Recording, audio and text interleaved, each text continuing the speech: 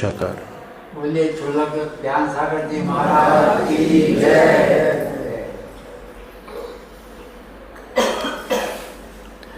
भाद्रपद शुक्ला द्वितीया सन 1955 में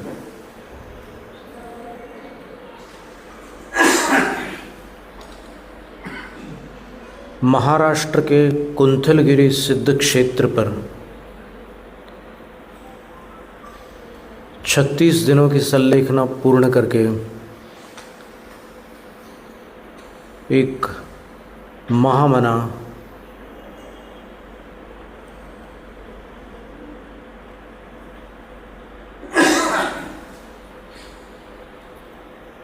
आचार्य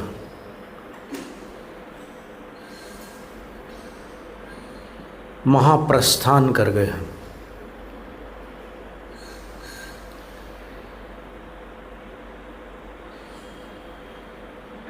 रविवार था उस दिन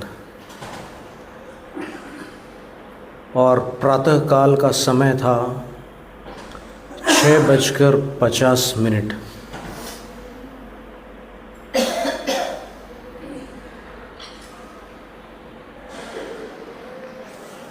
पंडित सुमेर चंद्र दिवाकर जी से हमें आचार्य श्री की जन्म पत्रिका प्राप्त हुई थी। सिवनी वाले एक विद्वान थे, चारित्र चक्रवर्ती नामक आचार्य श्री की जीवनी उन्होंने लिखी थी। तो उसमें विक्रम संवत 1929 पौर्णिमांत आषाढ़ कृष्णा षष्ठी और अमांत ज्येष्ठ कृष्णा षष्ठी तिथि थी। जन्म दिनांक ईस्वी सन के अनुसार 26/6/1872 बुधवार।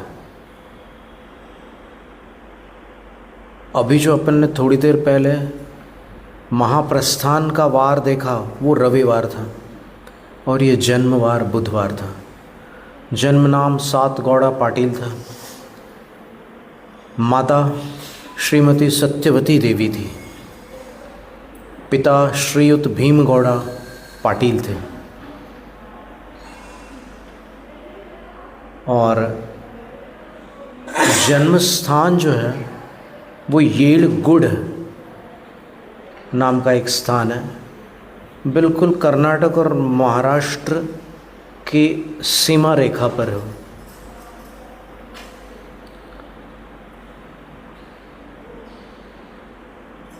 वहाँ हम जाकर भी आए हैं। हुपरी से कुछ पहले पड़ता है और भोज से इधर आते हैं महाराष्ट्र की तरफ, वहाँ पड़ता है। भोज कर्नाटक में है। तो आचार्य श्री जन्मे तो येलगुड़ में थे, लेकिन भोज में रहे वो बाल्यकाल में और वहाँ खेती किसानी थी तो उसमें वो संलग्न रहे और शरीर जो था परिश्रम के कारण बलयुक्त था। ऐसा कहते हैं कि श्रम से शरीर सशक्त होता है, आलस्य से दुर्बल होता है।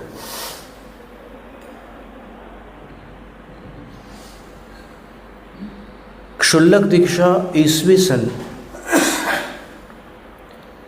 1915 उत्तर महाराष्ट्र में हुई और दीक्षा गुरु जो थे देवप्पा स्वामी देवेंद्र कीर्ति जी थे। ऐलक दीक्षा गिरनार सिद्ध क्षेत्र में उन्होंने ली, भगवान की परोक्ष साक्षी में। और जब वहाँ से वापस इस ओर आए महाराष्ट्र, तो कुंडल क्षेत्र है महाराष्ट्र में, जो श्रीधर केवली की मोक्ष भूमि के रूप में वहाँ पर मान्य है। तो वहाँ आने के उपरांत उन्होंने वाहन का त्याग किया।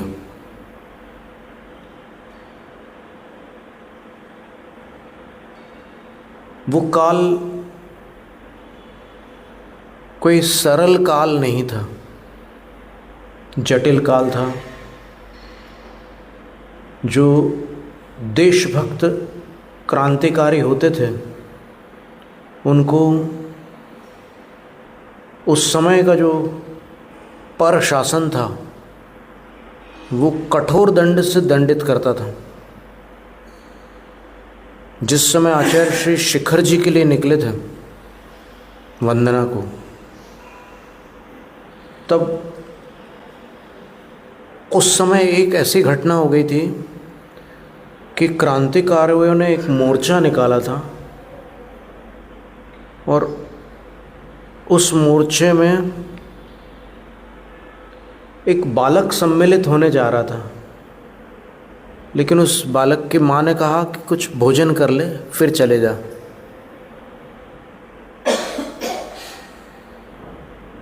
जब वो बालक वहाँ पहुँचा तो तब तक वो जो शासक थे वहाँ पहुँच गए थे और वो उस मोर्चे में सम्मिलित माताओं को, बहनों को यंत्रणा देने लगे। तब उस बालक ने उन सैनिकों को ललकारा और कहा, मराठी भाषा में कहा कि तुम क्या स्त्रियों पर बल प्रयोग कर रहे हो, मैं खड़ा हूँ तुम्हारे सामने। और वो 11 साल का बच्चा सामने खड़ा हो गया और उन्होंने गोली चला करके उसको नष्ट कर दिया। तो इतनी विषम स्थिति में जब आचार्य श्री शिखर जी की ओर जा रहे थे तब एक विद्वान थे, उनका नाम तो अभी हमारी स्मृति में नहीं आ रहा है, लेकिन रेवती दोषी जी को उनकी जानकारी है। ब्रह्मचारिणी रेवती दोषी जी हैं अकलूज वाली, उनको जानकारी है और उन्होंने हमें नाम बताया भी था कि उन विद्वान ने आचार्य श्री से कहा कि आचार्य श्री आप ऐसे समय पर वहाँ जा रहे हो जहाँ एक दिन भी जीवन का कोई भरोसा नहीं है, वो लोग कुछ भी कर सकते हैं। नहीं, दूसरा कोई नाम बताया उन्होंने। मोतीचंद कोठारी जी तो फलटन वाले विद्वान थे, वैयाकरण थे, राष्ट्रपति पुरस्कृत थे। तो तब उन्होंने कहा कि आचार्य श्री आप कोई सिद्धि करके निकलिए, कोई मंत्र आराधना करके, कोई शक्ति सिद्ध करके उस ओर जाइए तो सुरक्षा रहेगी। तो आचार्य श्री सहज रूप से शौर्य गुण के धनी थे, उनके अंदर साहस सहज रूप से भरा हुआ था। उन्होंने कहा, पंडित जी लगता है आपका मिथ्यात्व गया नहीं।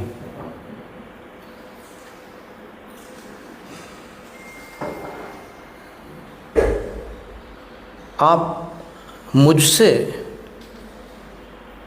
ऐसा करने को कह रहे हैं, आप विचार करो, मेरा पद आचार्य पद है।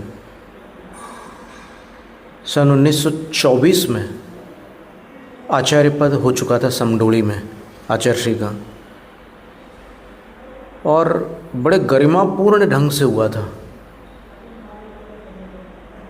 वहाँ पर पिच्छीधारी भी उपस्थित थे, समाज भी उपस्थित थे, विद्वज्जन भी थे, उस काल के जो भी श्रेष्ठ लोग हो सकते थे वो वहाँ पर उपस्थित थे। और वो प्रांगण में हम देख करके आए हैं। पिछले वर्ष हम वहीं पर थे जब आचार्य श्री का दीक्षा दिवस मनाया गया था, फाल्गुन शुक्ला चतुर्दशी को, तब हम वहीं पर थे। और उसी दिन हमने केशलोंच भी किया था, हमें स्मरण है। और वहाँ पर एक अच्छी बड़ी भारी पूजा भी हुई थी आचार्य शांति सागर महाराज श्री की। जिसमें 36 प्रकार के नैवेद्य, 36 प्रकार के पुष्प, 36 दीपक, 36 कलश, 36 श्रीफल और 7 नदियों के जल से वो भव्य पूजा आयोजित हुई थी। और आज तक वो लोग स्मरण करते हैं और फिर इस प्रक्रिया को उन्होंने जारी रखा है।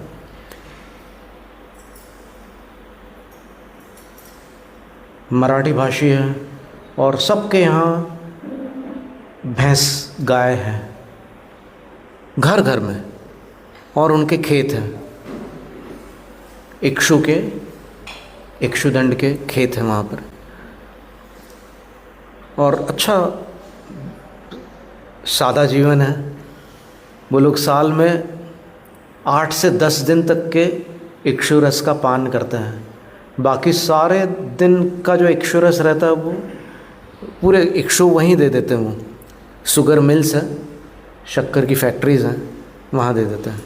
उनका ये कहना है कि ये 8-10 दिन के लिए ही ये इक्षु रस पेय होता है, स्वास्थ्यवर्धक होता है और इसका प्राकृतिक स्वाद होता है।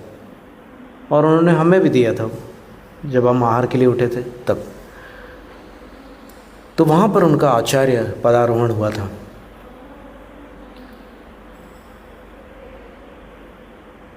तो आचार्य शांति सागर महाराज श्री के विषय में हम कुछ बताने जा रहे थे, बीच में ये चर्चा आ गई थी कि जब वो वहाँ जा रहे थे शिखर जी की ओर, तो ये 24 में आचार्य हो चुके थे वो। और शिखर जी की वंदना उन्होंने सन 28 में की है। और फरवरी मास में शिखर जी में ही उन्होंने अजितमती अम्मा को क्षुल्लिका दीक्षा प्रदान की। तो इसका अर्थ ये हुआ कि वो फरवरी से पहले शिखर जी पहुंच चुके थे। तो यहाँ से निकलने में तो कम से कम 1927 को ही निकले होंगे ना, क्योंकि इतनी दूर जाना लंबी यात्रा थी। तो जब पंडित जी ने ये कहा कि आप सिद्धि कर लीजिए, तब आचार्य ने कहा कि लगता है पंडित जी आपका मिथ्यात्व गया नहीं है, क्योंकि मैं आचार्य हूँ। जब मैं किसी शक्ति की सिद्धि करूँगा तो मुझे उस शक्ति के समक्ष विनम्र होना पड़ेगा, और उसकी आराधना किए बिना वो मुझे सिद्ध नहीं होगी। तो मैं परमेष्ठी पद में एक असंयत शक्ति की आराधना करूं, क्या ये आगम सम्मत है? मुझे शक्ति की आवश्यकता नहीं है।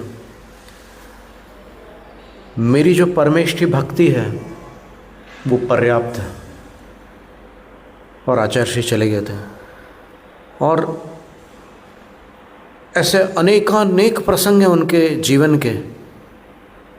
यद्यपि आज कुछ अपनी मान्यता की पुष्टि करने वाले लोग आचार्य श्री के उन प्रसंगों को परिवर्तित करके प्रस्तुत कर रहे हैं, किंतु जिस प्रकार कभी कभी अशुभ नष्ट करने पर भी नष्ट नहीं होता, उसी प्रकार कभी कभी शुभ को भी नष्ट करने पर वह नष्ट नहीं होता। आचार्य शांति सागर महाराज श्री के जीवन के ऐसे प्रामाणिक साक्ष्य आज उपलब्ध है, जो समय आने पर प्रस्तुत किए जाएंगे। जिनको जो भी उछल कूद करना हो जी भर के कर ले, लेकिन जब सत्य सामने आएगा तब असत्य की जो ध्वनियाँ होती है, असत्य हमेशा चिल्लाता है, क्योंकि उसको पता है कि मेरी मृत्यु निश्चित है।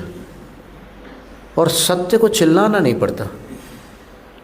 सत्य सौम्य होता है, शांत होता है, कभी कभी कटुक होता है, लेकिन उसके अंदर आतुरता नहीं होती।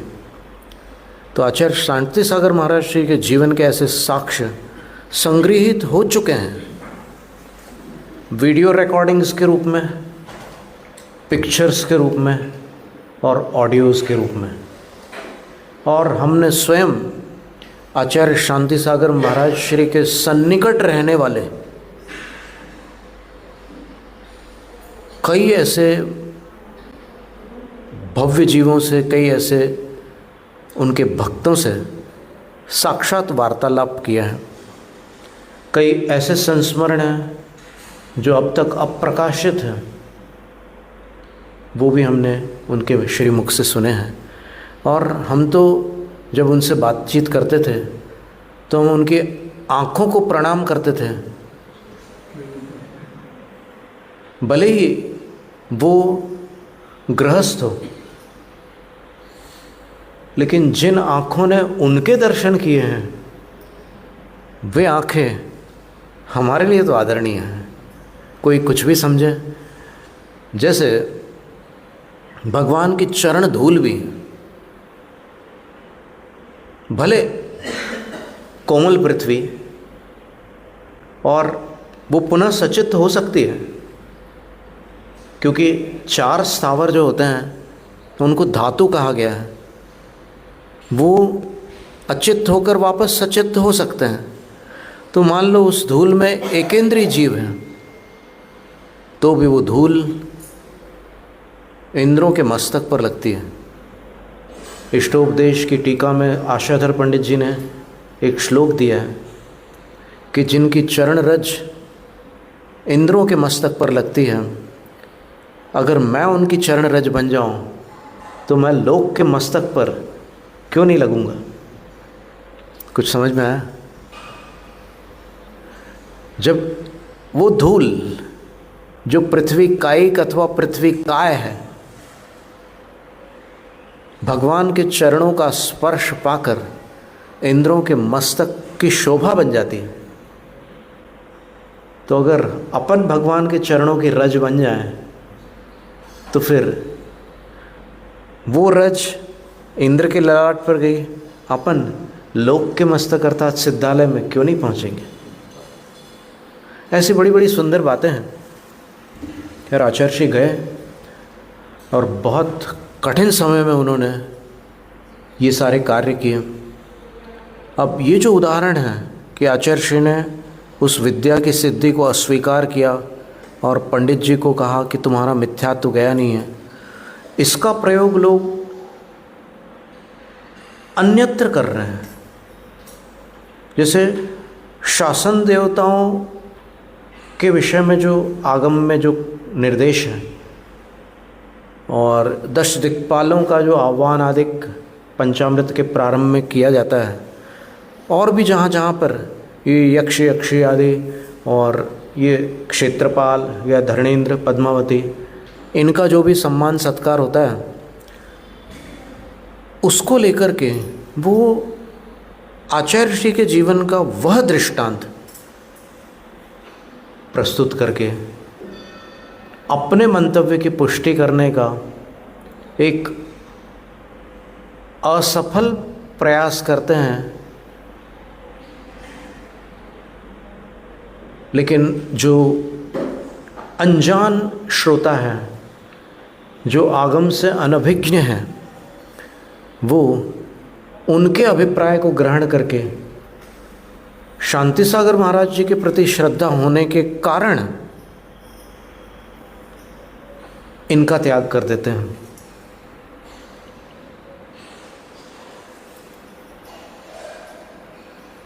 वास्तव में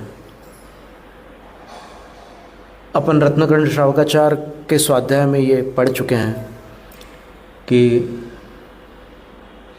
5 कारणों से इन देवताओं की, कौन से देवताओं की? जैन देवताओं की, अन्य देवताओं की नहीं, जैन देवताओं की।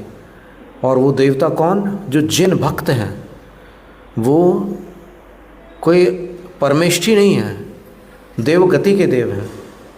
इनकी आराधना 5 कारणों से लोग करते हैं। ये अपन ने समझा था। आज उसकी एक बार अपन पुनरावृत्ति कर लेते हैं ताकि वो बात स्पष्ट हो जाए कि एक तो कुछ ऐसे जीव हैं जिनको भगवत स्वरूप का बोध नहीं है, जो ये नहीं पहचानते कि अरिहंत भगवान में कौन से गुण होते हैं और किन किन दोषों से वो रहित होते हैं, उनको ठीक से पता नहीं है। तो वो मंदिर में जो भी स्थापनाएं हैं उन सबको समम पूजा विधानेषु देवं जगत्त्रयी नेत्रम व्यंतराद्याश्च देवताः समम पूजा विधानेषु पश्यन् दूरं व्रजेदधः। समान मान लेते हैं। पूजा अनुष्ठान जो होता है, इनका अनुष्ठान अनुष्ठानेषु बहुवचन है, बहुवचन है, इससे स्पष्ट है कि भिन्न भिन्न है। तो इन पूजानुष्ठानेषु, पूजा अनुष्ठानों में समम पश्यन्, समान मानने वाला, यहाँ पर जो दृश्य धातु है उसका पश्य आदेश हुआ है। और दृश्य के दोनों अर्थ हैं, देखना भी होता है और मानना भी होता है, श्रद्धान करना भी होता है। तो यहाँ पर समम पश्यन् का अर्थ होता है दोनों पर समान श्रद्धा करता है। जैसे वे हैं वैसे ये हैं, जैसे ये हैं वैसे वो हैं, ऐसी समान श्रद्धा करता है, वो नरकगामी होता है। ऐसा श्लोक में लिखा है। क्योंकि भगवान स्वामी हैं, त्रिलोक के स्वामी हैं, और ये तो भक्त हैं, सेवक हैं। तो सेवक को स्वामी मानना मिथ्या ज्ञान है, और स्वामी मान करके दोनों की समान भक्ति करना दुर्गति का कारण है। इतनी सी बात है। एक तो ये हो गया कि जो अज्ञानी जीव है, जिसको इतना विवेक भी नहीं है कि स्वामी और सेवक में क्या अंतर है, एक ये हो गया। ऐसे लोग बहुत कम हैं। आप लगभग कहीं भी चले जाओ, एक बच्चे से भी पूछो कि ये और वो दोनों में कुछ अंतर है क्या, तो वो बोलेगा कि अरे वो तो तीर्थंकर है और ये तो पद्मावती माता है, या फिर और कुछ जो भी, जिनका भी जो भी नाम होगा वो बोलेगा। तो इतना अंतर सबको समझ में आता है। तो दोनों को समान मानने वाले मुश्किल से मिलेंगे। अब दूसरा विकल्प क्या क्या है? दूसरा विकल्प ये कहा कि वरोपलिप्सया यदि कुर्यात, यदि वरोपलिप्सा से आराधना करता है, तर्हि सम्यक्त्वं म्लानता हेतु प्राप्नोति, तो सम्यक्त की मलिनता का कारण बनता है। कौन सी मलिनता? सम्यक तो 25 मल बताया ना, तो कौन सी मलिनता? देवता मूढ़। ठीक है, ये हो गया।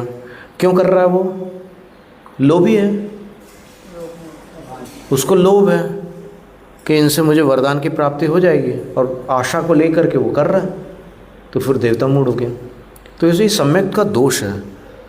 सम्यक के कुछ दोष सम्यक को भंग करते हैं, और सम्यक के कुछ दोष सम्यक को भंग तो नहीं करते, लेकिन सम्यक को मैला कर देते हैं, स्वच्छ नहीं रहने देते। अब तीसरी स्थिति क्या है? तो गुम्मटसार जीव कांड में एक अणुव्रती का, पंचम गुणस्थान वर्ती का स्वरूप लिखते हुए आचार्य नेमिचंद सिद्धांत चक्रवर्ती ने लिखा है कि जो तस वहाओ विरदो,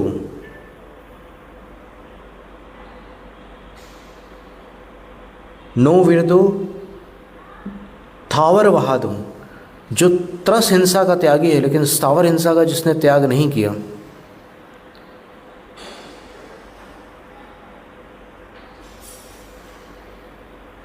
ऐसा जीव विरता विरत है। और जिणेकमयी एक विशेषण दिया है कि जिन में ही है एक बुद्धि जिसकी, और इसी को तो प्रतिमाधारी के लिए एक कथन है, इसी को रत्नकर्ण श्रावकाचार्य में पहली प्रतिमा में बताया गया है, और सागार धर्मामृत में भी पहली प्रतिमा के अंतर्गत लिखा परमेष्ठि पदैक धीहि, और इधर क्या लिखा रत्नकर्ण में? पंच गुरु चरण शरण। तो वहाँ परमेष्ठि लिखा है, वहाँ जिन लिखा है, वहाँ पंच गुरु लिखा है। एक ही अर्थ है। जिन शब्द भी पंच परमेष्ठी वाचक होता है, धवला की 9वीं पुस्तक में आया है, क्योंकि पंच परमेष्ठियों में 2 सकल जिन हैं और 3 देश जिन हैं, 2 पूर्ण जिन हैं और 3 अपूर्ण जिन हैं। तो इसका अर्थ ये हुआ, सागर धर्मामृत में एक पंक्ति आई है, आपदा कुलितोपि दर्शनिकः, आपदाओं से आकुलित होने पर भी जो पहली प्रतिमाधारी श्रावक है वह तन्निवृत्त्यर्थम, उन आपदाओं की निवृत्ति के लिए, उनसे छुटकारा पाने के लिए शासन देवतादीन न भजति इत्येक पदम, शासन देवताओं को नहीं भजता है, आदि शब्द से, और भी धरणेन्द्र पद्मावती वगैरह हैं, उनको नहीं भजता है। कौन नहीं भजता है? प्रतिमाधारी। किस निमित्त से नहीं भजता है? अपने संकट का निवारण करने के निमित्त नहीं भजता है। ये हो गया। लेकिन अगर धर्म पर संकट आया हो तो उनके पास जा सकता है कि नहीं जा सकता है? बिल्कुल जा सकता है। मान लो कोई संकट है तो वो क्षेत्रपाल देव के पास जाकर के कह सकता है कि आप क्षेत्र के पाल यानी रक्षक हैं, आप रक्षा करो। एक बार हमारे साथ ऐसा हुआ कि चंद्रप्रभ जिनालय से गुजरात के अंदर हिम्मतनगर में 8 प्रतिमा चोरी चली गई और सब आकुल व्याकुल थे। 8 प्रतिमा चोरी चले जाना मंदिर से, बहुत आकुल व्याकुल थे सब लोग। तो किसी ने आकर हमसे कहा कि ऐसा हुआ है, तो हम एकांत में गए सीढ़ी के पास और हमने क्षेत्रपाल जी से कहा कि हे क्षेत्रपाल, आप यहाँ के रक्षक हैं, तो आप इन जिन प्रतिमाओं की रक्षा कीजिए, क्योंकि जिन प्रतिमाओं का चले जाना भक्तों के प्राणों के चले जाने के समान है।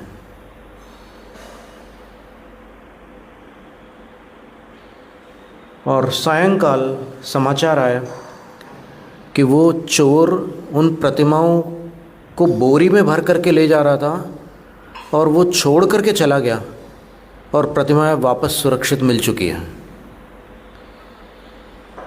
तो वो मदद करते हैं, उसमें कौन सी बात हो गई? आप ऐसी स्थिति में धर्म के लिए आप अगर उनसे कुछ कहेंगे और फिर विनयपूर्वक कहेंगे, आप जो उसकी विधि है उस विधि से कहेंगे। हमने अपनी विधि से कहा, आप अपनी विधि से करेंगे। जिनके लिए जो वंदनीय है वो उनकी वंदना करेंगे। दंसण पहुड़ में क्या लिखा है? दंसण हीणो न वंदिव्यो असंजदम न वंदे। ये 2 बातें लिखी है। आज लोगों ने असंजदम न वंदे एक बात को पकड़ करके बहुत हल्ला मचा रखा है। तो जो दर्शनहीन है अर्थात मिथ्या दृष्टि है वो अवंद्य है, वंदनीय नहीं है। और असंयमी अवंदनीय है किनके लिए? तो उसकी भी एक व्यवस्था है। मूलाचार की 594 नंबर गाथा में वहाँ पर लिखा हुआ है कि मुनि के लिए, और सागार धर्मामृत के 8वें अध्याय के 52 क्रमांक श्लोक में लिखा हुआ है कि प्रतिमाधारी के लिए असंयमी वंदनीय नहीं है। इससे स्पष्ट होता है कि सबके लिए वो सम्यक दृष्टि जीव अवंदनीय नहीं है, ऐसा नहीं है। अवंदनीय है ऐसा नहीं है। जिनके अगर सबके लिए अवंदनीय होता सम्यक दृष्टि जीव, तो फिर अनगार धर्मामृत में और मूलाचार ग्रंथ में मुनियों को, और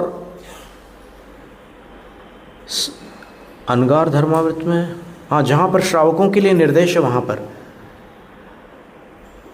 उनको क्यों कहते हैं कि तुम उनकी वंदना मत करो? इसका अर्थ है कि जब तक वो प्रतिमाधारी नहीं था या फिर जब तक वो मुनि नहीं थे और प्रतिमाधारी भी नहीं थे, तब तक उनकी यथोचित वंदना कर सकते थे। उसमें कोई आपत्ति नहीं थी, परमेष्ठी के रूप में नहीं करते थे, लेकिन अन्य भी तो वंदना के ढंग है ना। कितने प्रकार के विनय बताइए शास्त्र में। ये विषय थोड़ा लंबा ना हो जाए, पर बात महत्व की है कि आचार्य शांति सागर महाराज जी ने कभी ऐसी कोई शिक्षा या संदेश नहीं दिया जो आज उनके नाम से लोगों को बताया जा रहा है। 3 बातें हो गई, एक मिथ्यात्व, दूसरा देवमूढ़, तीसरा संकट निवारण, और चौथी स्थिति क्या है?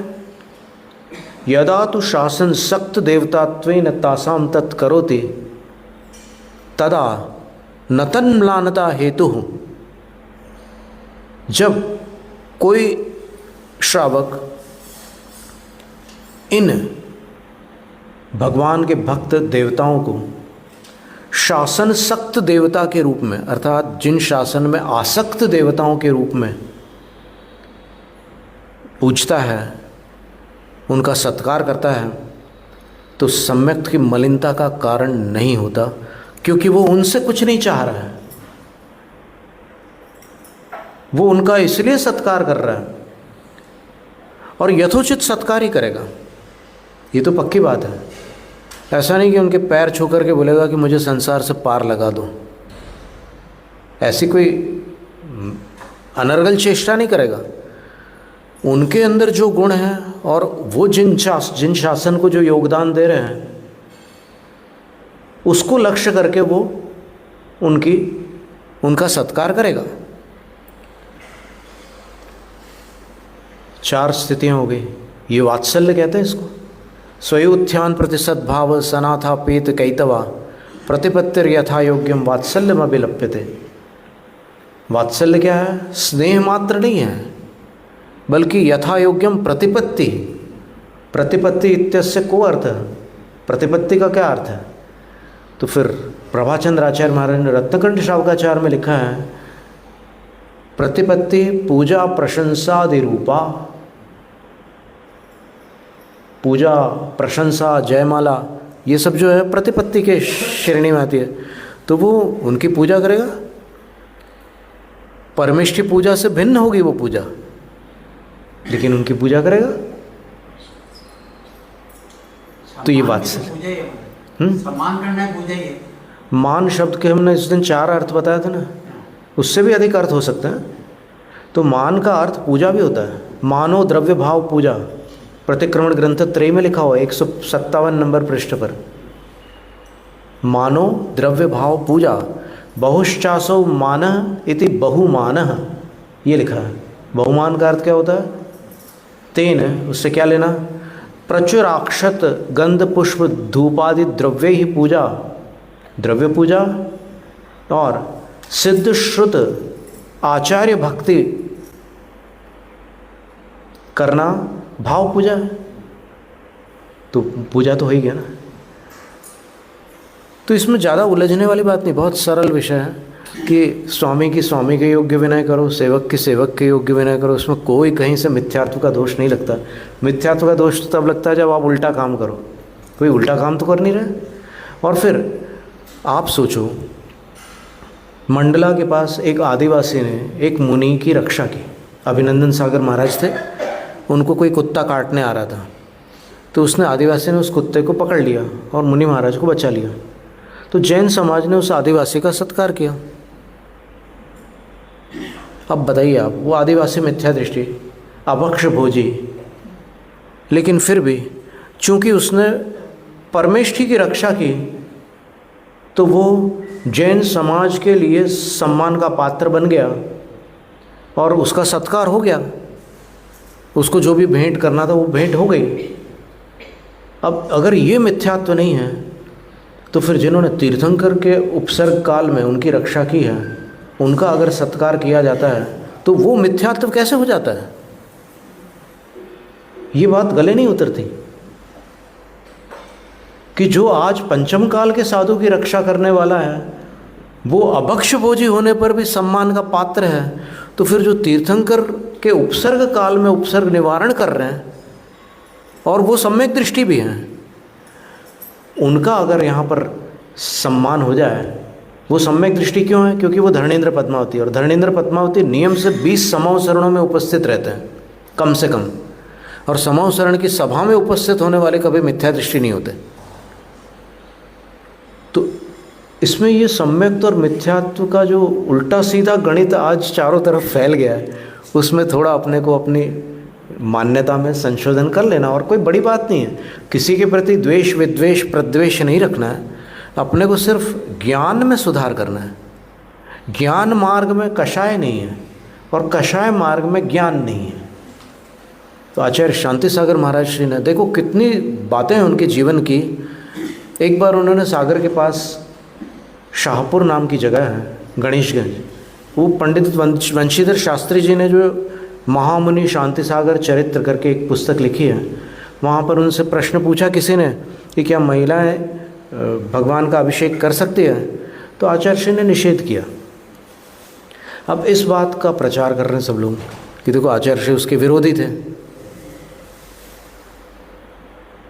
और जब आचार्य श्री की एक हीरक जयंती थी, तब पंडित मनोहर लाल शाह ने, इंदौर के निवासी थे, जब शास्त्र के बहुत सारे प्रमाण उनके सामने रखे कि महिलाएं अभिषेक कर सकती हैं, और फिर आचार्य श्री से कहा कि आचार्य श्री आप बताइए इस पर आपकी क्या राय है, आपका क्या अभिमत है। तब आचार्य श्री ने क्या उत्तर दिया? वो पुस्तक भी हमारे पास अभी उपलब्ध है, वो चित्र भी उपलब्ध है, और नीचे की वो पंक्तियाँ भी हैं कि जिसमें आचार्य श्री ने कहा कि पुस्तक अच्छी है, प्रचार होना चाहिए। जब इसमें आचार्यों के प्रमाण दिए हुए हैं तो हमारी सम्मति तो स्वयं हो जाती है, क्योंकि हमें आचार्यों के वचन प्रमाण है। अब बताइए, और आचार्य श्री के ऐसे बहुत सारे प्रसंग उपलब्ध हैं, आज तक वो लोग जीवित हैं जो आचार्य श्री से व्रत लिए हुए हैं। जिनने ब्रह्मचर्य व्रत लिया था उनको समडोली के इंद्रध्वज विधान के मंच से सम्मानित किया गया था। वो माता थी, उनने ब्रह्मचर्य व्रत लिया था आचार्य श्री से, उनका सम्मान हुआ था। फिर एक डॉक्टर मयूरा शाह है, साहित्यकारा है, वो 11 वर्ष की थी जब आचार्य श्री की संलेखना हुई थी। आज भी हैं, उनसे जाकर पूछो, बात करो। इधर उधर अपनी मनगढ़ंत बातें क्यों लगाते हो? उनसे बात करो ना, उनने तो सब कुछ आंखों से देखा हुआ है। और वो बताती है कि मैं ये छोटी बहन, उनकी छोटी बहन भी उनके साथ थी, वो 7 साल की थी और वो 11 साल की थी। और उनने हमसे बताया कि हम दोनों मिलकर के आचार्य श्री के उस स्थान पर जहाँ उनकी संलेखना हुई, वो एक संलेखना कक्ष था उनका, तो वहाँ पर हम लोग दोनों बैठ करके ऐसे नमोकार मंत्र पढ़ते थे, बैठे बैठे जाप करते थे। तो जाप करते थे और चुपचाप वहाँ बैठे रहते थे, फिर आचार्य श्री को नमस्तु करते थे, वो आशीर्वाद देते थे। आप उनके मुख से सुनो। अब इन लोगों के मुख से क्या सुनना, जिनने न तो शांति सागर महाराज जी को देखा है, न शांति सागर महाराज जी के हृदय को समझा है, और न जो कुछ जानते ही नहीं है। जो लोग सिर्फ अपने मनमानी बात जो है उसकी पुष्टि करना चाहते हैं, उनका नाम लेकर के। आप पुष्टि करो, उसमें कोई हमें आपत्ति नहीं हो सकती, लेकिन आप जिनकी सील लगा करके पुष्टि कर रहे हो, वो फॉर्जरी है, वो सत्य नहीं है। और आगम से बात करो ना, आप जिसकी भी पुष्टि कर रहे हो आगम से बात करो। आगम क्या कहता है? हमने 4 भेद बता दिए, एक मिथ्यात्व, एक देवमूढ़, एक संकट निवारण, एक वात्सल्य, और अंतिम क्या है? अंतिम ये है कि वो भगवान का परिकर है। 12 सभा अलग होती है और शासन देव और देवी गंधकुटी के अंदर भगवान के पास बैठे रहते हैं, और वो ऐसे देव और देवी हैं जिन्होंने भगवान की प्रत्येक दिव्य ध्वनि को सुना है, और किसी ने नहीं। बाकी जो उपस्थित थे उनने सुना, नहीं थे नहीं सुना, लेकिन उनने प्रत्येक दिव्य ध्वनि को सुना है।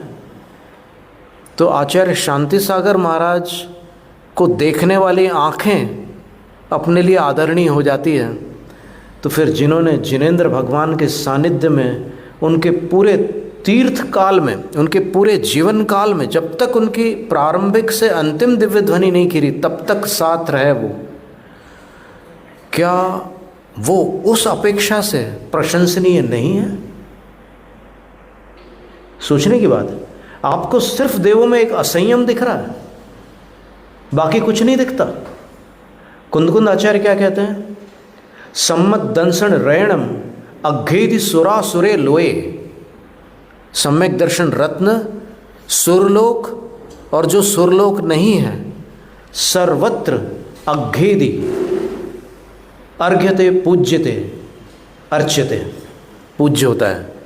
तो सम्यक दर्शन रत्न कहीं हवा में होता है या सम्यक दृष्टि के अंदर होता है? तो यदि आधेय पूज्य है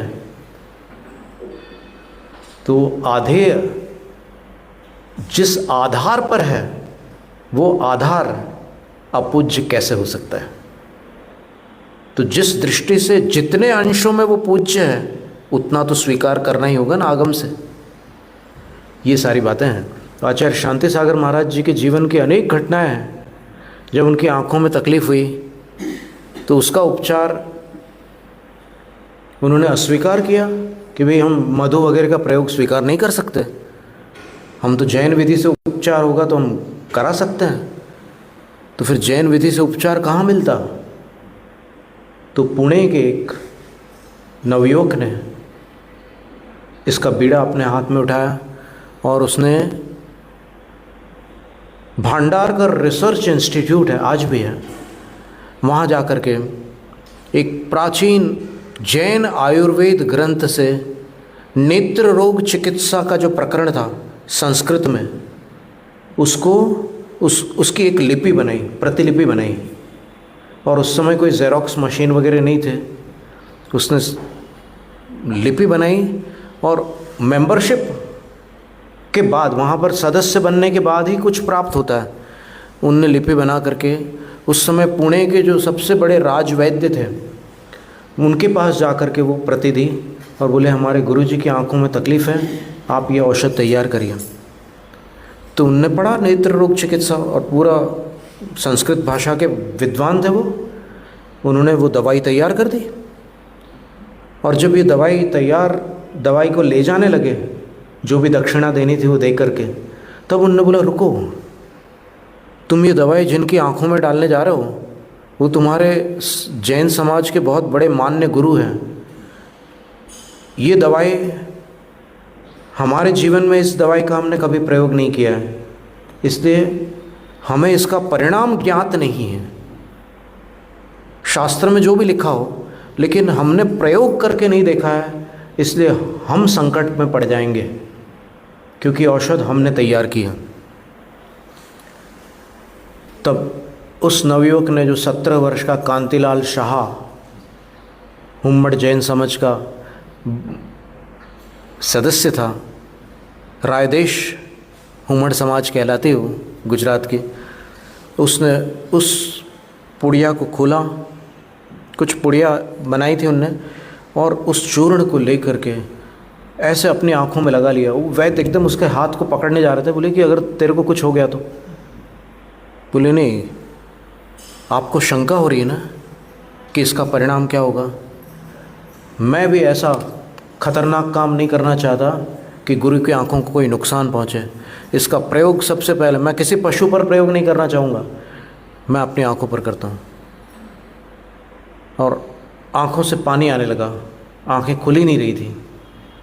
वैद्य जी भी चिंतित थे और ये शांत बैठे रहे।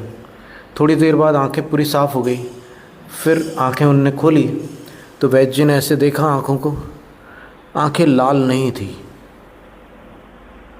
तो वैद्य जी बोले कि ये तो अद्भुत औषध है, इससे आपके गुरु की आंख को कोई कष्ट नहीं होगा। लेकिन विधि सुनो, ये विधि तुमने बिना विधि के आंखों में डाल दी है इसको। इसकी विधि ये है कि जिस माँ ने प्रथम पुत्र को जन्म दिया है उस माँ के दूध में इसको घोंट कर आंखों में लगाया जाता है। तो फिर इस औषध को लेकर के वो गए और आचार्य श्री की आंखों का उपचार हुआ। आचार्य श्री को लाभ हुआ और आचार्य श्री ने उस नवयुवक से कहा कि बेटा, जब मेरी संलेखना हो तब तुम्हें अंदर आने की अनुमति रहेगी मुझे। और वो अंत तक अंदर आते जाते रहे और आचार्य श्री की संलेखना संपन्न हुई। आज आचार्य श्री की संलेखना का और उसके पूर्व का भी कुछ चलचित्रात्मक चित्रण यहाँ आपके सामने इस यंत्र पर दिखाया जाने वाला है। आप लोग धन्य हैं कि आपको ऐसे दृश्य देखने मिल रहे हैं, क्योंकि उस काल में कोई ब्रिटिशर या कोई बाहर का आया हुआ था वेस्टर्नर, उसके पास मूवी कैमरा था, वो रील वाला कैमरा। आज भी वो रील सुरक्षित है 70 mm की। और ये जो यहाँ दिखाया जा रहा है उस पर कुछ लोगों ने टिप्पणी की थी कि ये एडिटेड है, यानी ये ओरिजिनल नहीं है, इसमें कुछ बदला हुआ है। तो फिर कांतिलाल झवेरी के जो सुपुत्र थे मुंबई में, उन्होंने पूरे भारत को और पूरे विश्व को चुनौती दी थी कि यदि इस चलचित्र को कोई असत्य प्रमाणित कर देता है तो मेरी ओर से 10 लाख रुपया पुरस्कार उसके लिए। और आज तो वो नहीं रहे, उनके घर पर अभी भी वो 70 mm की रील सुरक्षित है। और जब तक वो जीवित थे इस हिंदुस्तान में एक भी ऐसा सूरमा वहाँ उपस्थित नहीं हो सका जो इसको अप्रमाणित कर सके। तो इससे ये प्रमाणित होता है कि ये प्रामाणिक है। अब देखिए आप, जैनम जयतु शासन।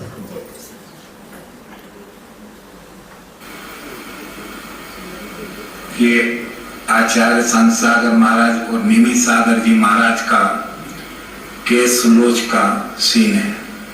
ये आचार्य महाराज उजाले में थोड़ा कम दिखा करके केस लोच की तैयारी कर रहे हैं। ये निमि सागर जी महाराज केस लोच कर रहे हैं। बस ठीक है। यहाँ पे चांदी की थाली और कटोरियाँ रखी हुई हैं। एक कटोरी में केस जो उतरते हैं वो रख रहे हैं, और दूसरे में कटोरी में राख जो लगाई जाती है। ये कांतिलाल झवेरी जी की आवाज़ है। वह पुरुष शांति से इस केस लोच को देख रहे हैं। ये निमि सागर जी महाराज केस लोच कर रहे हैं। ये आचार्य संत सागर महाराज केस लोच कर रहे हैं।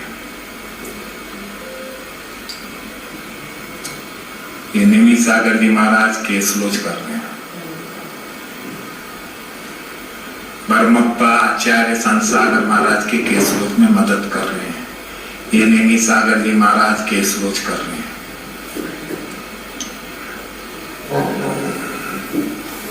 ये आचार्य संत सागर महाराज केस लोच कर रहे हैं।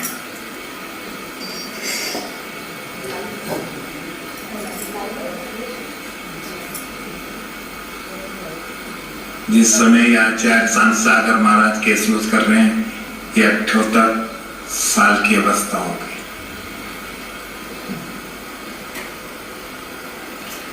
ये आचार्य संत सागर महाराज आग के लिए स्तुति कर रहे हैं।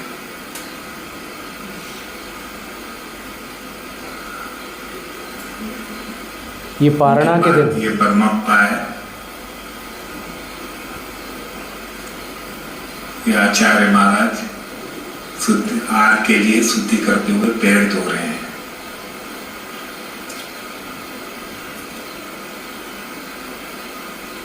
ये मिट्टी से हाथ धो रहे हैं। ये आचार्य महाराज आग पे उतरे, इसके लिए श्रावक जन पड़गाने के लिए खड़े हुए हैं। आचार्य महाराज को पड़गाने के लिए लोग खड़े हैं। स्त्रियां जात जात के सुंदर कपड़े पहने हुए और दागिना भी धारण की हुई है। ये आचार्य श्री के आर पे पधारण कर चरण पक्षाल किया। ये महाराज की आचार्य श्री की पूजा कर रहे हैं। के पहले आचार्य महाराज नोदा भक्ति कर रहे हैं, सिद्ध भक्ति कर रहे हैं।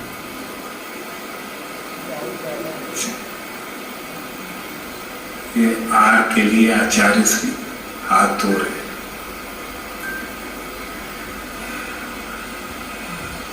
ये तिलकचंद वकील फलटन वाले हैं जो आचार्य श्री को जल दे रहे हैं।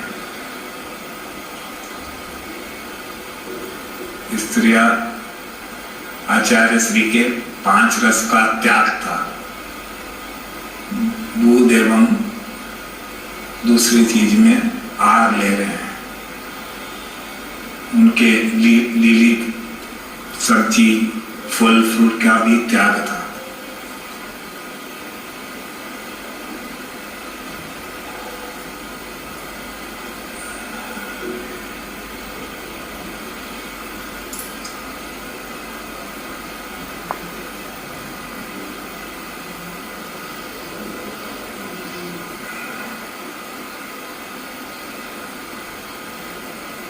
ये आर के बाद आचार्य महाराज, उस समय चम्मच से आहार नहीं दे रहा कोई।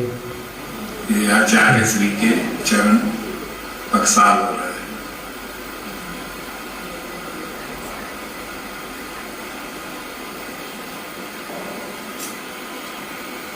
उसके बाद अष्टद्रव्य की पूजा हो रही है।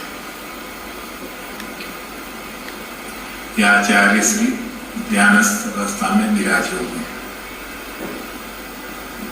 आचार्य श्री फलटन में उनकी हिरक महोत्सव के लिए ये सरसे भागचंद जी साहब सोनी है, ये लालचंद, ये गुलाब चंद जी है, पीछे सुंदरलाल जी साहब ठोलिया है, ये चंदू काका बारामती वाले आचार्य श्री की पूजा कर रहे हैं।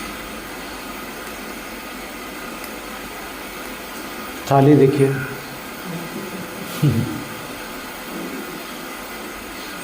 ये भाईचंद भाई भाषण दे रहे हैं। ये हीरक महोत्सव का फंक्शन है। ये लालचंद हीराचंद जी भाषण दे रहे हैं। ये सरसेठ भागचंद जी सोनी अजमेर वाले भाषण दे रहे हैं। आचार्य प्रसादीलाल पाटनी महासभा के मंत्री थे उस समय। ये श्री जी विराजमान है जिनकी पंचामृत अभिषेक की तैयारी, या नेमी सागर जी महाराज है, ये सुल्लभ जी महाराज है। ये पंचामृत अभिषेक भगवान का हो रहा है। आचार्य संत सागर महाराज विराजे हुए हैं।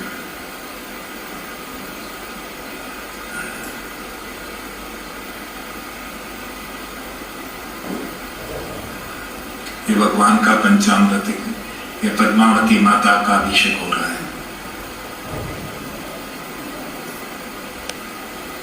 आचार्य महाराज अभिषेक साथ देख रहे हैं।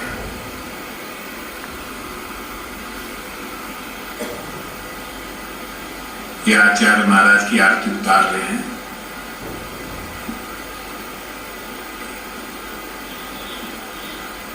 ये आचार्य महाराज की अष्टद्रव्य से पूजा कर रहे हैं। ये स्त्री वर्ग उस महासभा ने जो हीरक महोत्सव किया था उसमें बैठे हुए हैं। ये हीरक महोत्सव आचार्य महाराज की जन्म जयंती के निमित्त से हुआ था। ये आचार्य महाराज पधार रहे हैं। वहां जहाँ भगवान की प्रतिष्ठा हुई उसका पंचामृत अभिषेक हो रहा है।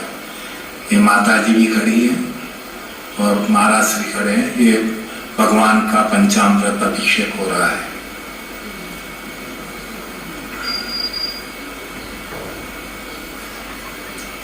ये मसवट गांव दूर से मंदिर दिख रहा है। ये आचार्य महाराज का जुलूस निकल रहा है, उसमें पधार रहे हैं। लक्ष्मी सेन भट्टारक जी है, माता जी है और दूसरे सुलभ गण है। ये फॉरेनर बड़े आचार्य महाराज की फिल्म ले रहे थे। यहाँ पे महाराज का उपदेश हो रहा है। ये संतपति डालम चंद जी है और दूसरे सज्जन। ये आचार्य संत सागर महाराज का उपदेश हो रहा है। बाजू में मान पंडित सुमेर चंद जी दिवाकर विराज हुए। आचार्य संत सागर महाराज कुंथलगिरी सिद्ध क्षेत्र में पधारे हैं। ये वो जगह है जहाँ पे आचार्य संत सागर महाराज ने यम संलेखना ली थी। ये आचार्य संत सागर महाराज है, उसके बाजू में मैं हूँ कांतिलाल। ये आचार्य महाराज है पधार रहे हैं। ये सारा कुंथलगिरी क्षेत्र है। आचार्य श्री हर जगह हर मंदिर के दर्शन करने पधार रहे हैं। साथ में जीन सेन जी भट्टारक जी नाननी वाले हैं। एक बाजू में हम ये चंदू काका आचार्य महाराज को शुद्धि करा रहे हैं।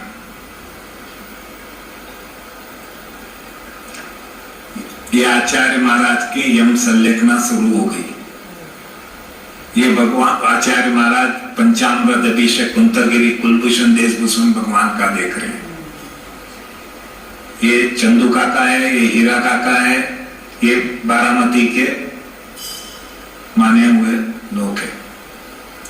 ये भगवान का पंचामृत अभिषेक हो रहा है।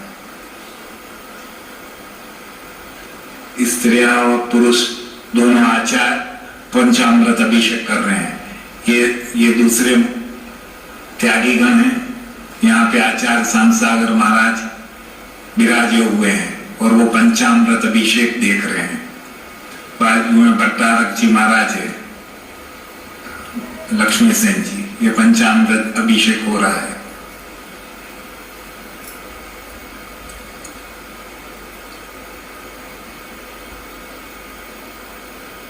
आचार्य श्री ये मोतीलाल जी संपत्ति है। आचार्य श्री लोगों को दर्शन देने के लिए बाहर पधार रहे हैं। ये आचार्य श्री विराजमान है और लोग दर्शन कर रहे हैं। उस समय कुंथलगिरी पे रोज 10,000 यात्री रोज दर्शन के लिए आचार्य श्री के दर्शन के लिए आते थे और लगभग वहां 25 से 30,000 लोग ठहरे हुए थे। ये लोग सब दर्शन कर रहे हैं आचार्य श्री का। ये कुंथलगिरी सिद्ध क्षेत्र पे पहाड़ पे ये आचार्य श्री दर्शन के लिए लोगों को दर्शन देने के लिए बाहर पधार है। ये लक्ष्मी सेन जी भट्टारक है, ये जिन सेन जी भट्टारक है, ये नानी वाले जिन सेन जी है, ये लक्ष्मी सेन जी। ये पंडित जी उपदेश दे रहे हैं या भाषण दे रहे हैं। ये आचार्य महाराज शांत मुद्रा में विराजमान है। ये आचार्य संत सागर महाराज को कुंथलगिरी में बाहुबली भगवान की खड़ी होने वाली प्रतिमा का फोटो दिखा रहे हैं।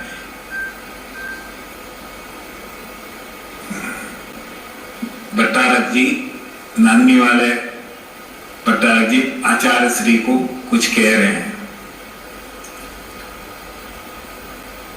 नांदनी वाले भट्टारक शुल्लक होते हैं। जन समुदाय दिख रहा है जो आचार्य श्री के दर्शन के लिए वहां आया हुआ।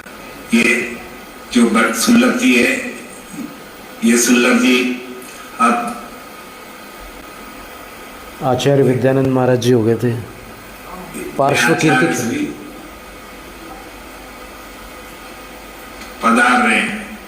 ये सब लोग आचार्य श्री की आचार्य संत सागर महाराज की पूजा कर रहे हैं। स्त्रियां पूजा कर रही है अष्टद्रव्य से।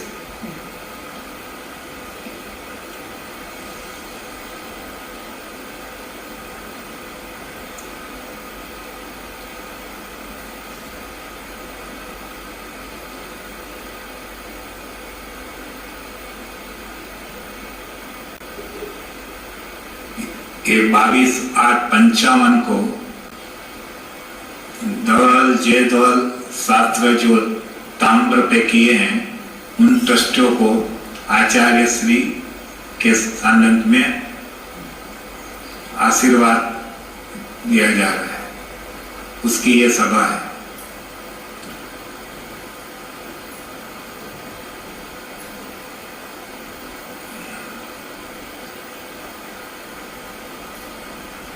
ये आचार्य श्री विराजमान है और ये जन समुदाय है। इसका यहाँ पे प्रोग्राम चल रहा है। ये आचार्य सांसागर महाराज और ये 20वें उपवास की फिल्म है।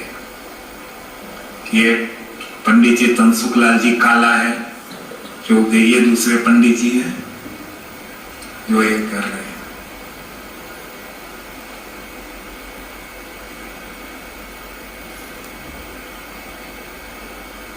ये चंचला बेन अंधेरी वाले हैं, मुंबई अंधेरी में रहते हैं। किसी को मान पत्र दिया जा रहा था, उसका ये फंक्शन है। ये लक्ष्मी सेन जी भट्टारक कोल्हापुर वाले हैं, ये उपदेश दे रहे हैं। ये आचार्य सांसागर महाराज सांत मुंद्रा में विराजमान है। ये मानव भाई फल्टन वाले हैं। ये बालचंद देवचंद कोल्हापुर के हैं। ये उस समय कुंथलगिरी के ट्रस्टी थे।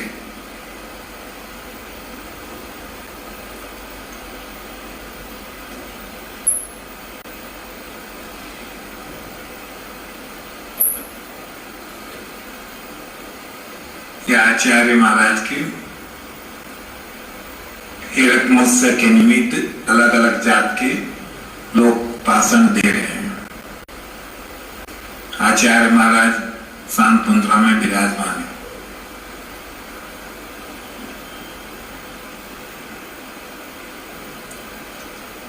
ये जनता आचार्य श्री के दर्शन कर रही है। ये सब माता जी है। ये आचार्य महाराज ने अंतिम जल ग्रहण लिया क्या, इसका दृश्य है। ये आचार्य महाराज जल ग्रहण करने के लिए, शुद्धि के लिए पधार रहे हैं।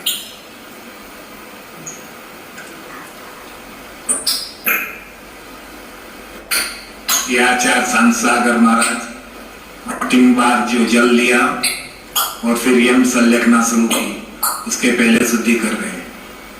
ये आचार्य महाराज को पढ़ा रहे हैं। ये नवदा भक्ति कर रहे हैं। ये आचार्य महाराज चल रहे हैं। सामने मोतीलाल जी संपति है और ये आचार्य महाराज अंतिम जल ग्रहण कर रहे हैं। बाजू में गेनमल जी है।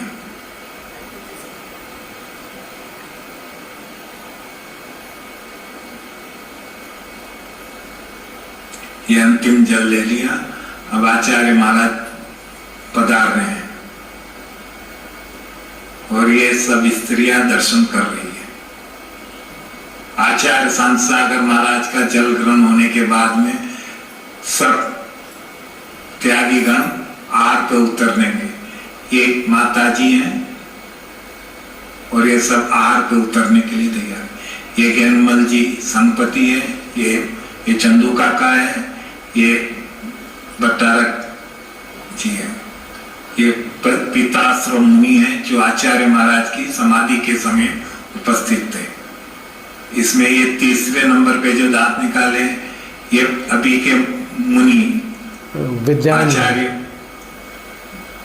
श्री है। ये लोग सब त्यागी गण को पड़गा के ले जा रहे हैं। ये आचार्य श्री ऊपर से लोगों को दर्शन देने के लिए बाहर पधार रहे हैं। वहां ऊपर से आचार्य श्री सब जन समुदाय को आशीर्वाद दे रहे हैं। ये पंडित जी खूबचंद जी साहब है, उनके बाजू में है सुल्लर जी महाराज है। ये जन समुदाय आचार्य श्री के दर्शन कर रहे हैं।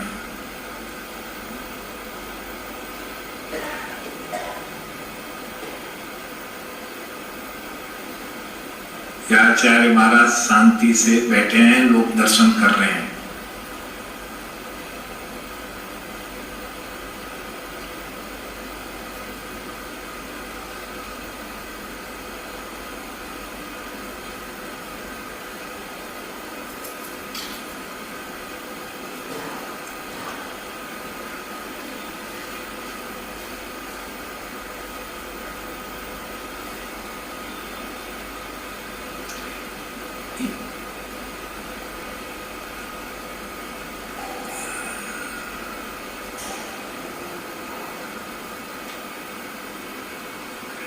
ये भीड़ इसलिए इकट्ठी हो गई थी कि 3 दिन से आचार्य संत सागर महाराज के दर्शन नहीं हो रहे थे। तो दर्शन किस तरह से होंगे इसका भट्टारक बाबू जी, लक्ष्मी सेन जी जाहिर किए कि लाइन लगा के सब जने स्त्री और पुरुष दर्शन करेंगे। सो ये कुंतलगिरी सिद्ध क्षेत्र पे सब लोग दर्शन का लाभ लेने के लिए लाइन लगा के खड़े हैं। लोग शांति पूर्वक खड़े हुए हैं।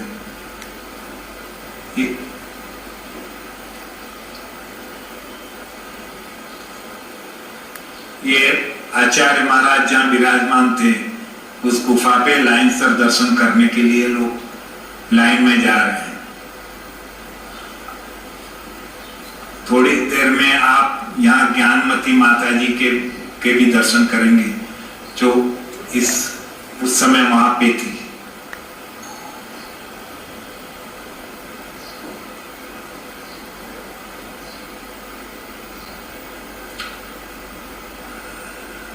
उस समय माता जी क्षुल्लिका थी। ये बागचंद जी साहब सोनी है। ये कुंथलगिरी में लगा हुआ बाजार है। ये आचार्य संत सागर महाराज की समाधि हो गई।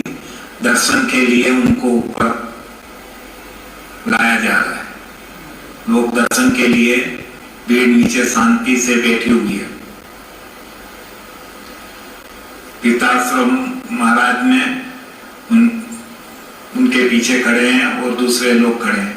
वहां ऊपर से आचार्य संत सागर महाराज के दर्शन हो रहे समाधि बाद का। ये विमान है जिसमें आचार्य संत सागर महाराज को ले जाएंगे।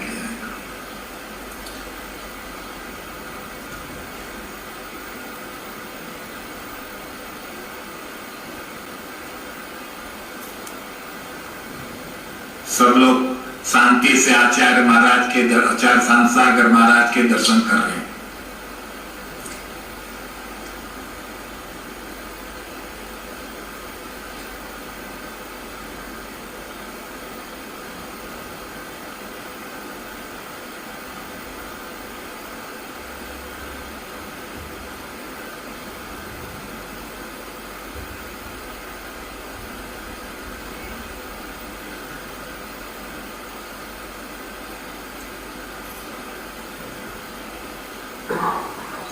ये आचार्य संत सागर महाराज की समाधि होने के बाद का सीन है।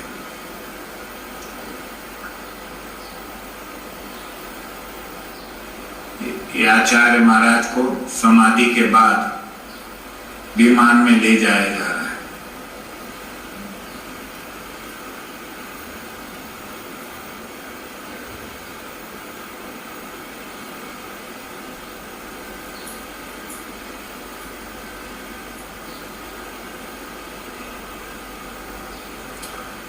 अभी ये विमान गांव में घूमेगा। ये विमान में आचार्य संत सागर महाराज का विराजमान कर दिया।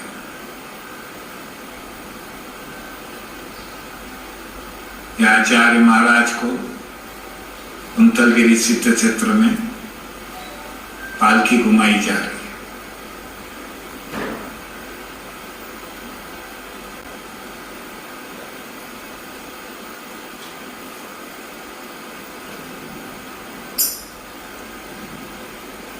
ये स्त्रियां आचार्य महाराज की करने के लिए खड़े हैं।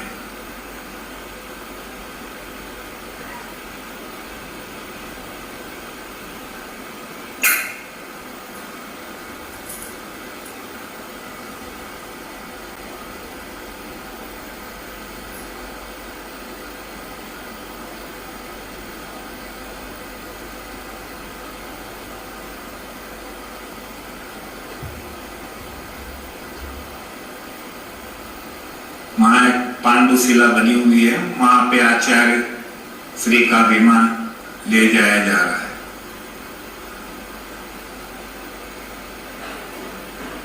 यह आचार्य संत सागर महाराज विमान में विराजमान है।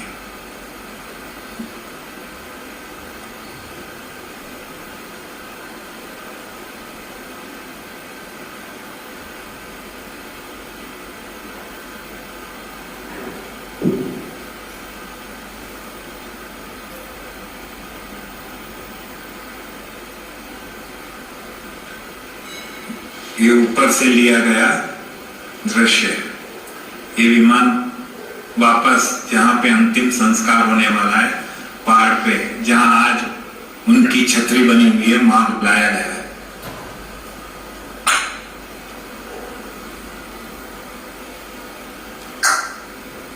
अंतिम विधि जो है, बाजू में चंदू काका बैठे हैं और ये अंतिम विधि की शुरुआत हुई है।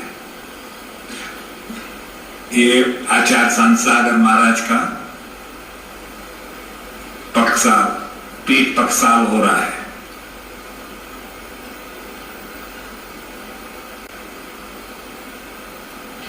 पंचामृत अभिषेक से पीठ पक्षाल हो रहा है।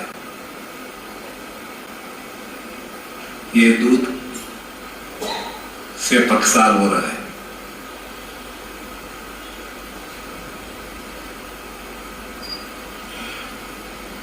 यहाँ पे भारत वर्ष के बड़े बड़े दिगंबर जैन जो पंडित लोग हैं वो, तथा गणमान्य लोग, वह सब जात के लोग उत्तर दक्षिण पूर्व पश्चिम से भारतवर्ष से दिगंबर जैन समाज यहाँ इकट्ठी हुई थी। ये इस काल के सबसे बड़े आचार्य हैं। आज जो हम मुनि परंपरा या आचार्य परंपरा देख रहे हैं, ये आचार्य शांति सागर महाराज की देन है। उनके ही कारण आज ये उनके अंतिम दर्शन हुए। अब इस पे अग्नि प्रज्वलित की जाएगी। ये आचार्य शांति सागर महाराज की चिता जल रही है।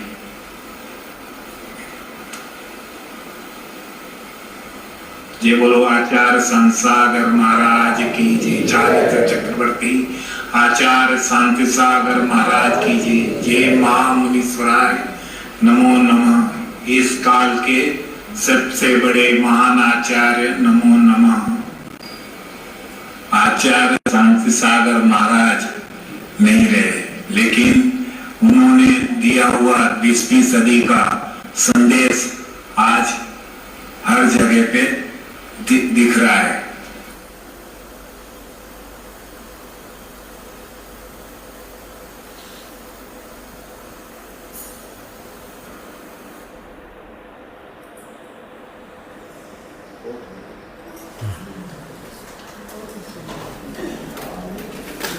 तीन मार्च 1920 को मुनि दीक्षा ली थी और 18 सितंबर 1955 को उनकी संलेखना हुई। और इतने दीक्षा काल में उन्होंने 9,938 उपवास किए थे। 9,938।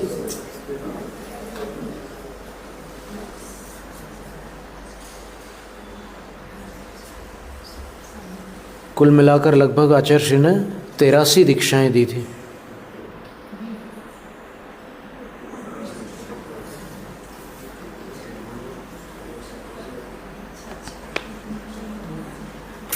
वांछित फलदात्री चिंता।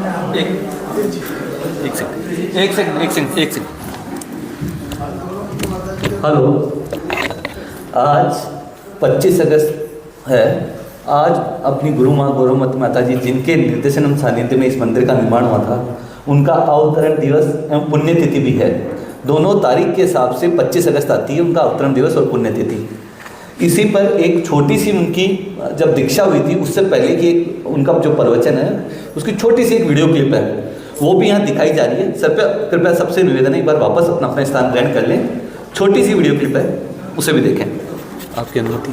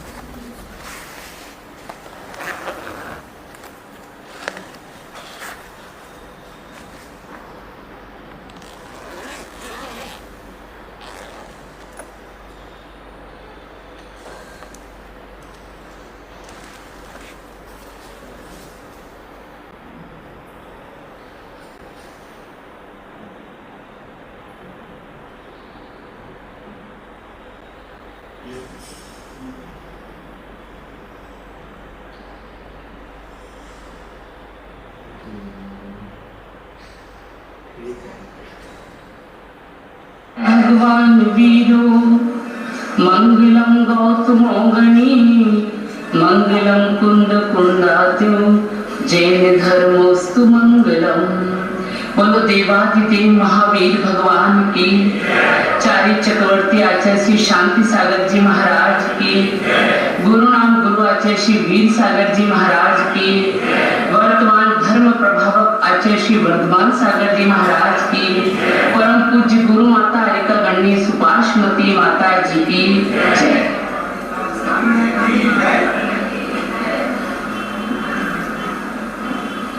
देखिए, जब हम ये 50वां स्वर्णिम दीक्षा समारोह जो मना रहे हैं, यही एक संस्कार पर आधारित महोत्सव है। यदि भौरी देवी के हृदय पर संयम के संस्कार ना डाले गए होते तो आज हम इस जगह कोई भी बैठे ना होते। ये वो संस्कार की तो प्रबलता है, संस्कार की ही संस्कारता है जिसको मनाने के लिए हम एकत्रित हुए हैं। अभी प्रतिष्ठाचार्य सम्मेलन चल रहा था। यद्यपि स्त्री पर्याय के कारण मैंने प्रतिष्ठा नहीं करवाई, लेकिन तैयारियां खूब की है। पंचकल्याणक की सारी तैयारियां की। दिसपुर पंचकल्याणक में विमल जी सौर्या आए थे और मैंने सारी तैयारी की, तो उन्होंने एक ही शब्द कहा था, यदि तुम पुरुष होती तो हमारे प्रतिष्ठाचार्य में प्रमुख होती। सारी तैयारी मैंने की है। मुझे मालूम है कि क्या क्या किया जाता है। जिसमें संस्कार दिए जाते हैं, वह संस्कार कैसे?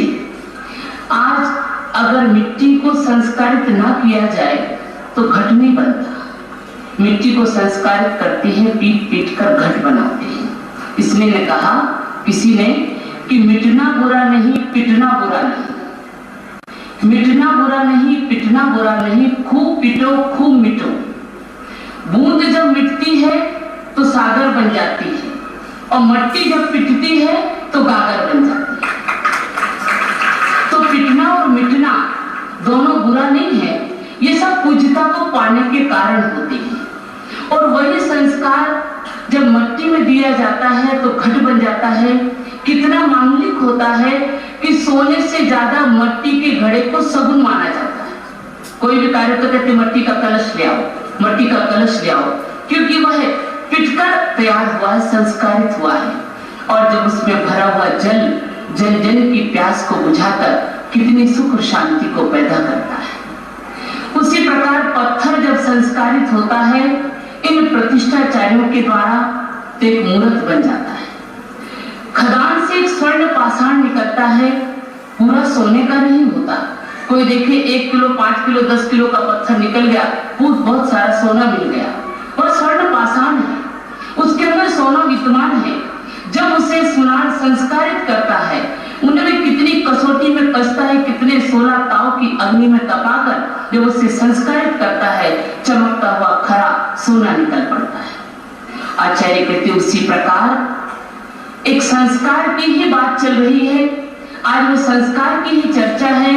ये 50वां दीक्षा समारोह संस्कार से संस्कारित उस निधि, उस विभूति की चर्चा है जो आज हमारे सामने बैठी है और जन जन के द्वारा पूज्य है।